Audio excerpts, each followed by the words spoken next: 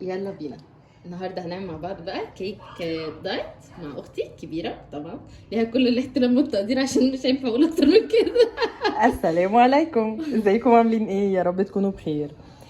انا هقول لكم دلوقتي الوصفه بتاعتي السريعه اللي بعملها لما ببقى صاحيه عايزه افطر فطار صحي وسريع، او بالليل نفسي اكل في حاجه اكل حاجه حلوه بس سريعه وفي نفس الوقت ما تتخنش كده هي ما عشان احنا تتخنش. كمان بقى في الشتاء، فمع كوبايه نسكافيه بقى بتظبط المزاج. يلا بينا. نسكافيه بالليل ازاي؟ لا، ما هو انا ممكن بشرب بالنهار الاثنين بقى. مع بعض بقى. الشيء لزوم الشيء. يلا بينا نعمل. اول حاجه نجيب موزايه، بس هي دي مش طريه كفايه، يعني كل ما تبقى طريه اكتر كل ما يبقى احسن. علشان تكون مسكره اكتر، وفايدتها او القيمه الغذائيه بتاعتها بتبقى اكتر. يلا بينا نقرص بقى الشوكه. نهرس الموزه كويس جدا. واحلى حاجه فيها ان هي بقى سريعه بقى، يعني سهله كده، ما بنحتاجش ولا مضرب ولا اي حاجه. ممكن انا اقول بقى حاجه؟ اتفضل. انا ما بحبش اهرس الموز، ما يبقاش مهروس خالص، بحبه يبقى تشانكس، قطع كده عشان احس بيه وانا باكل، ما يبقاش مهروس، يعني ما يبقاش شبه اكل الاطفال. ايوه، جميل قوي ما شاء الله.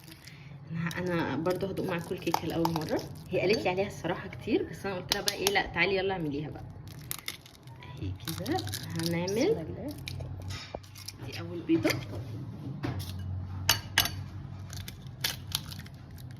والتانيه معانا. هي سريعه جدا جدا، يعني وانا واقفه كده بقوم اعملها. باكيت الفانيلا،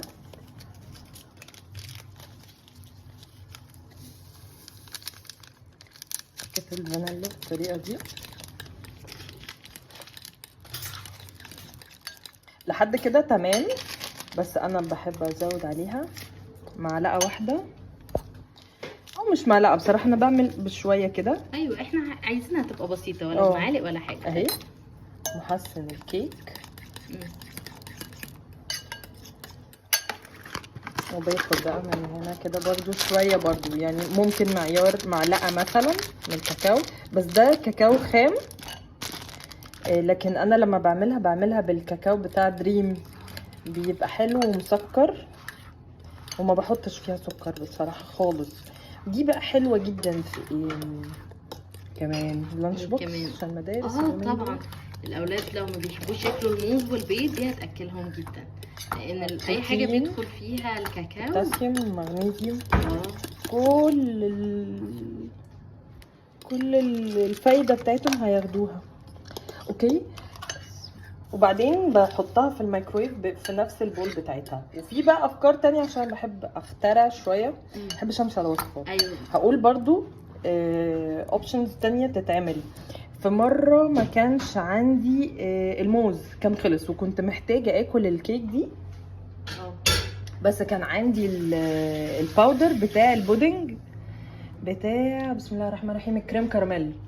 عملتيه فيها؟ عملته فيها بشويه لبن مع البيضه، وتقريبا حطيت معاها الموز. كان طعمه ايه بقى؟ كانت خطيره. كانت المسام بتاعتها مش كيك، كانت المسام بتاعتها اكنها كريم كراميل.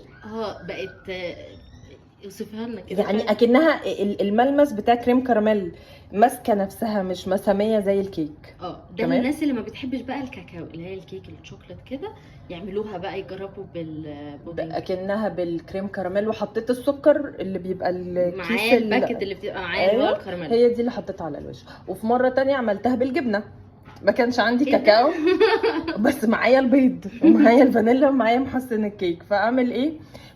قمت حطيت البضايه وعملت معاها جبنه، مثلثين جبنه، وعملت معاها كان في كريم شانتيه برضو، قمت حطيت منه معلقتين وبس، وشويه الفانيلا وشويه اسمه ايه البيكنج باودر او محسن الكيك، واحطها في الميكرويف دقيقتين وبتبقى خطيره. المهم ان حاجه يعني بنقعد نفكر بقى في ايه بدايل، بدل ما استخدم دقيق وبدل ما استخدم زيت. ايوه، دلوقتي حاجات تبقى طبيعيه. يلا بينا بقى على الميكرويف. دلوقتي هناخد دي نحطها في الميكرويف.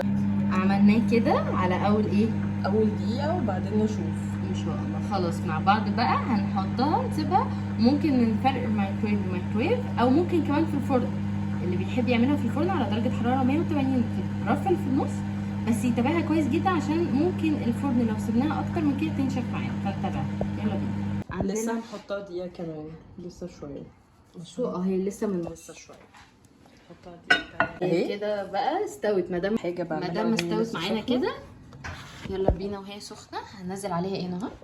معلقه واحده بس عسل، لان هي طبعا ما حطينالهاش ولا سكر ولا اي محليات، والعسل لما بيتحط من جوه طعمه بيروح ما بيبانش. فهتبقى حلوه قوي. فالعسل حطوها على الوش.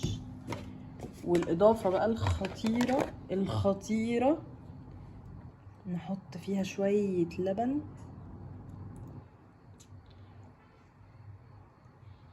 ريحتها خطيره بجد. بسم الله.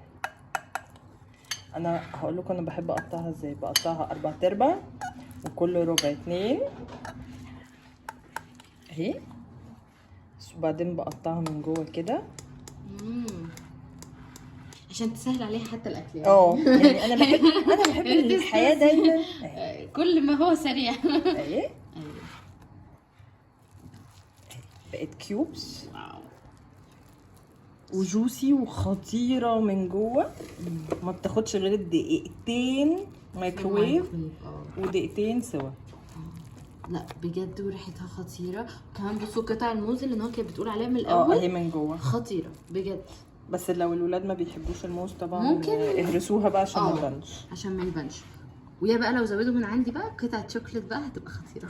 لا احنا بنقول هيلثي. هو انا بعمل ال8 دول بعملهم تاني كده عشان تبقى على قد القطمه. يعني انا ما بحبهاش كبيره قوي كده. وناخد بقى ناكل بقى. مش معقول انا خلاص. بسم الله. بتبقى سخنه جدا بس طعمها خطير. بالهنا والشفا. اللبن. ايوه هو اللبن. تاتش اللبن من بره مش يعني ما نحطهاش من جوه. ايوه لا يعني بصوا اللبن بصوا لانها حاجه صغنونه جدا. قربي كده يا ساره. لا باين جدا والله. اهي والعسل علشان على الوش فطعمه هيبقى باين جدا. لا بس دي اختراع يعني. لا دي براءة اختراع جامده جدا. انا عايزه اقول لكم انه ممكن كمان نعملها بيضه واحده. ده كان عشان بيض بلدي كان صغير، بس عشان ايه الناس ما تعترضش. انا بعملها ببضايه واحده. بضايه وموزيه. خطيره خطيره خطيره. وممكن تتاكل وهي دافيه كده، يعني انا ما استنيتش عليها وهي دافيه طعمها خطير جدا. انا عملت معاكم على فكره قبل كده كيك بالموز. هسيب لكم اللينك في صندوق الوصف في اول كومنت. لا بس بصراحه بصوا كمان الحركه اللي نوما عاملاها دي جامده. ليه بقى؟ لان احنا مكسلين. احنا دي كيكه الكسلانين. حلوه قوي من اولها لاخرها الصراحه. بصي يلا بقى نعملها بقى في اللانش بوكس بتاعتنا بقى. احنا ناس مكسلين بس هناخدها في اللانش بوكس اهي عشان كوكي الصبح تاخدها معاها في المدرسه ان شاء الله. جميله خالص. وكمان بقى مع الاولاد في اللي هي الشوك الصغيره خالص دي هتحببهم قوي فيها، وعلى طول هتعملوها. قولوا لنا بقى في الكومنتات رايكم.